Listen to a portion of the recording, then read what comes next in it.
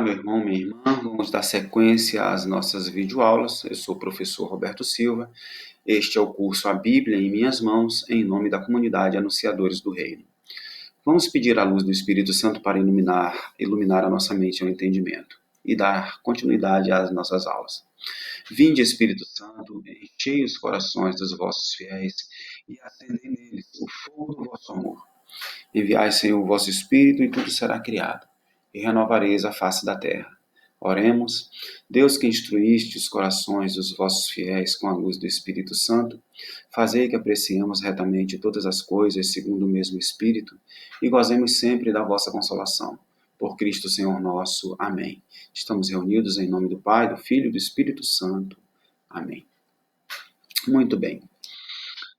Vimos agora há pouco, na nossa última videoaula, a história da formação do cânon do Antigo Testamento. Vamos ver agora a formação do cânon de Alexandria, no Egito, onde havia uma próspera colônia judaica. Em Alexandria, no Egito, uma grande e influente colônia judaica que não adotou os critérios estipulados no Concílio de Jamnia. Peço desculpas por essa página 23 aqui, é porque era uma citação que não deveria estar aqui, eu esqueci de retirar, mas por favor ignorem, tá? Então, havia uma próspera colônia judaica que vivia em Alexandria, no Egito, uma numerosa colônia, que não aceitou esses critérios estipulados em Jamnia. Lá em Alexandria, já havia desde o século II uma versão do Antigo Testamento completa, traduzida para o grego, que eu já citei na aula anterior, que se chamava Septuaginta, que era a versão dos 70 sábios. Então vocês podem encontrar apenas 70 em Romanos, se referindo a essa coleção. Pode encontrar a expressão Septuaginta ou a versão dos 70 sábios, assim com o numeral 70 mesmo, em algarismo arábico, né? As três formas de grafia estão corretas. Isso, passam a existir dois cânones entre os judeus a partir do Sínodo de Jamnia, que ocorreu entre 85 e 90. Então, quando os judeus da Palestina reuniram-se em Jamnia e fecharam seu cânon, esse critério valeu apenas para os judeus da Palestina.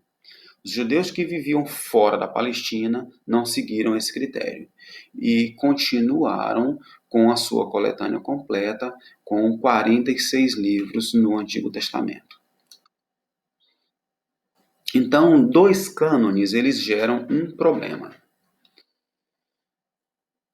Você tem um cânon restrito na Palestina e você tem um cânon amplo em Alexandria. O cânon restrito da Palestina só tem 39 livros e o cânon amplo da Palestina tem 46 e inclui 7 deuterocanônicos.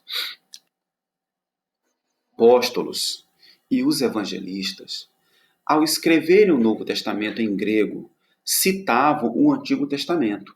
E quando eles citavam o Antigo Testamento, eles citavam utilizando uma tradução grega de Alexandria. Tanto Jesus quanto os apóstolos usavam a tradução de Alexandria. Esse texto grego, a Septuaginta, ele rapidamente se tornou comum entre os cristãos. Porque tanto Jesus, volto a dizer, quanto os apóstolos fizeram uso dessa coletânea de livros, desse catálogo de livros. O cânon completo de Alexandria, que incluía os 7 livros e os fragmentos que nós já citamos, passou para uso dos cristãos, foi usado não só pelos apóstolos, como também pelo próprio Jesus Cristo. Existem cerca de 300 citações do Antigo Testamento dentro do Novo, que são citações específicas de livros que foram rejeitados pelos judeus da Palestina. Então, parem para pensar, observem esse detalhe.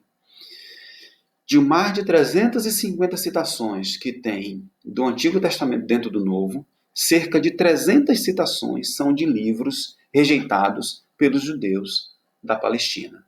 São de livros deuterocanônicos.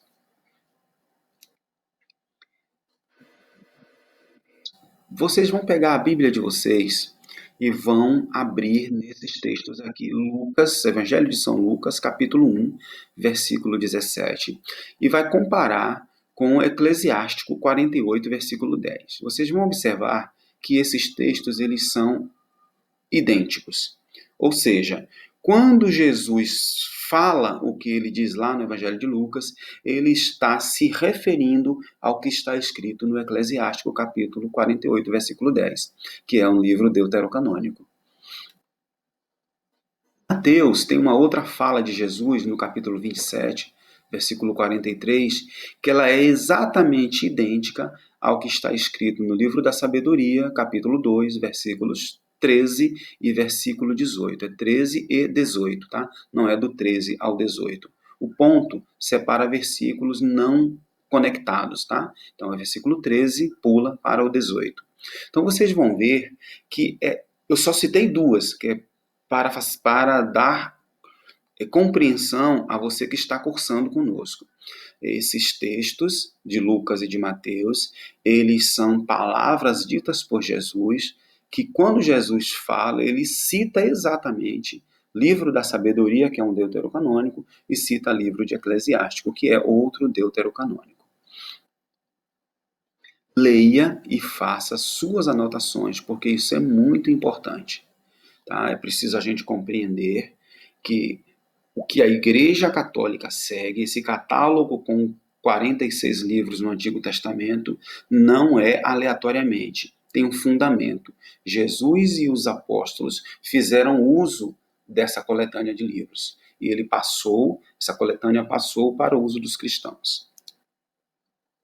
Isso nos dá respaldo para afirmar que Jesus e os apóstolos, ao citarem o Antigo Testamento, tinham em mãos a Septuaginta, o cânon amplo de Alexandria. Um dado interessante. Quanto a mais de 300 citações dos deuterocanônicos no Novo Testamento, livros canônicos como Esther, Cântico dos Cânticos, Esdras, Neemias, Abdias, Naum, Rude, Provérbios, nem são citados no Novo Testamento.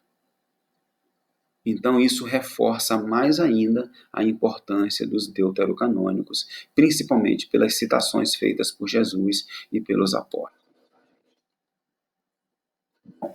Na nossa próxima videoaula, veremos as línguas da Bíblia. Ainda teremos a formação do cânon do Novo Testamento, mas num outro momento. Próxima videoaula, veremos as línguas que compõem o texto sagrado. Eu agradeço a você pelo acompanhamento das nossas aulas. Até a nossa próxima videoaula.